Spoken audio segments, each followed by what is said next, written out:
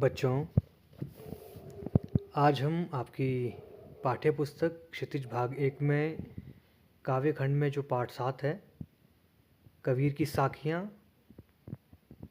उस कविता का जो उसकी पहली साखी है उसके बारे में चर्चा करेंगे। और साथ ही साथ जिस बारे में हम पढ़ने जा रहे हैं, और सभी विद्यार्थी इसे अपनी उत्तर पुस्तिका में हूबहू ऐसे लिखें। जो पहली साखी है उसमें जो सबसे पहला बिंदु है वो है संकेत,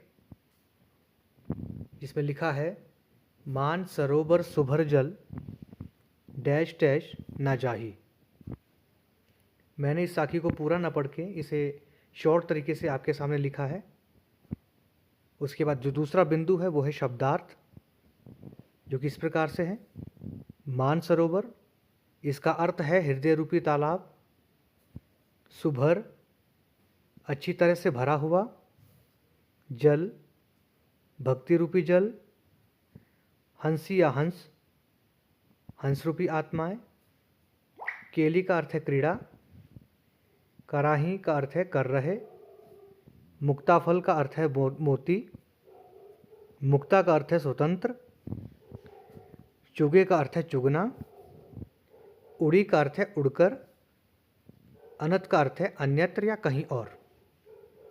इसके बाद जो इसका तीसरा बिंदु है वो है प्रसंग। प्रसंग आप इस तरह से लिख सकते हैं।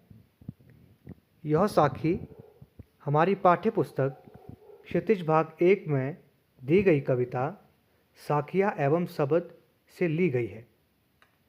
इसके कवि कबीरदास जी है। इसमें कवि ने ईश्वर की भक्ति में डूब जाने के बारे में बताया है। इस साखी का जो चौथा बिंदु है वो है व्याख्या। इसे आप इस तरह से लिख सकते हैं। कवि कहता है कि हृदय रूपी तालाब भक्ति रूपी जल से पूरी तरह भरा हुआ है, जिसमें हंस रूपी आत्माएं क्रीड़ा कर रही है। हंस रूपी आत्माएं हृदय रूपी तालाब में स्वतंत्र रूप से मोतियों के दाने चुग रहे हैं।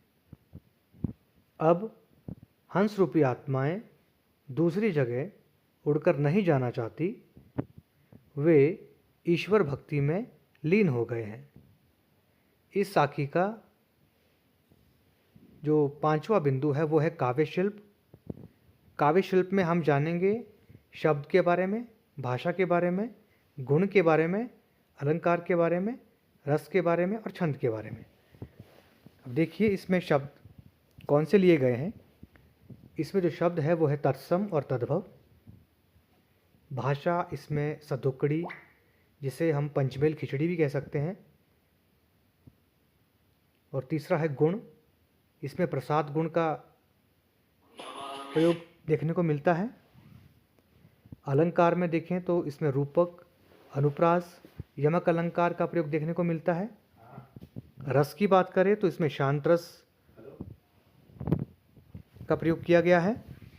और छंद की बात करें तो ये अपने आप में जो साखी है ये दोहा है, तो इसमें दोहा छंद का इस्तेमाल किया गया है। धन्यवाद।